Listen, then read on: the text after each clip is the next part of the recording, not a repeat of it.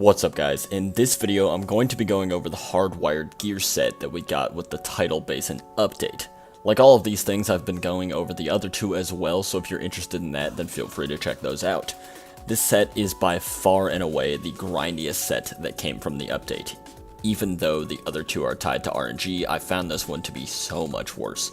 First, you have to complete a bounty upon reaching World Tier 5, which requires you to complete 6 different missions in the hopes that the boss will drop a component for this armor set in which you donate to the project, as well as hardwired tech, which the best place to get that is an occupied dark zone, farming black tusks who are the only ones who drop it.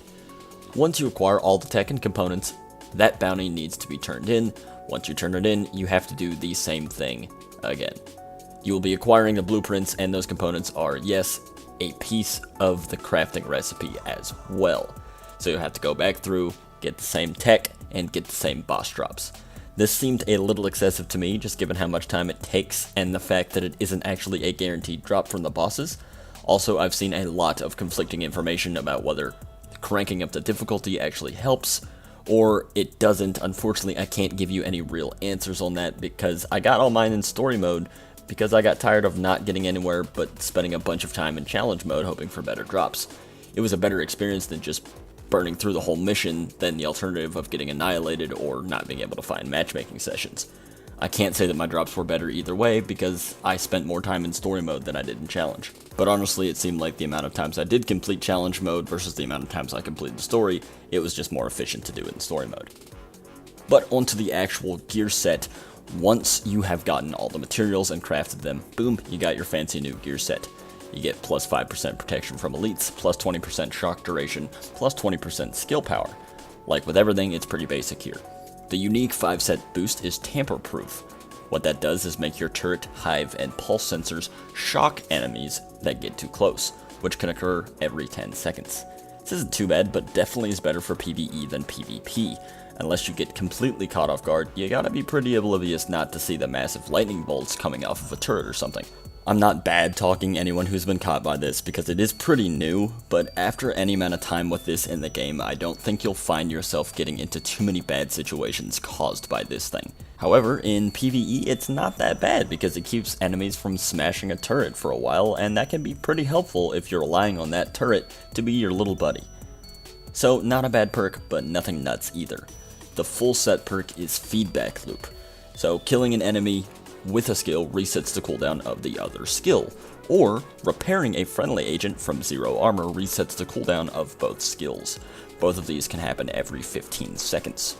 Secondly, when a skill cooldown ends or gets fully charged, you gain bonus damage and repair to all skills for 15 seconds. Let's break that apart.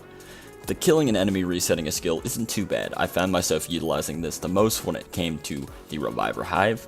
If I died, I'd just chuck a turret or a drone out there and let it finish off an enemy and have a reviver back up before I really needed it again.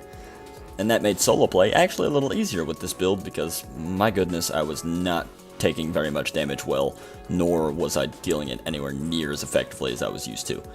The second part is pretty nice. I mean, bonus damage and repair is always good, but lackluster. So, how should you be using this if you have the set? If you're curious enough about this set to watch this video, I'm sure that you've more than likely seen Marco Styles' version of it, to which I both agree and disagree with him on the fronts that he describes. Using 2 offensive skills is really hard unless you're paying very close attention to your timers and being super careful to not allow your teammates to steal your kills, which happens a lot.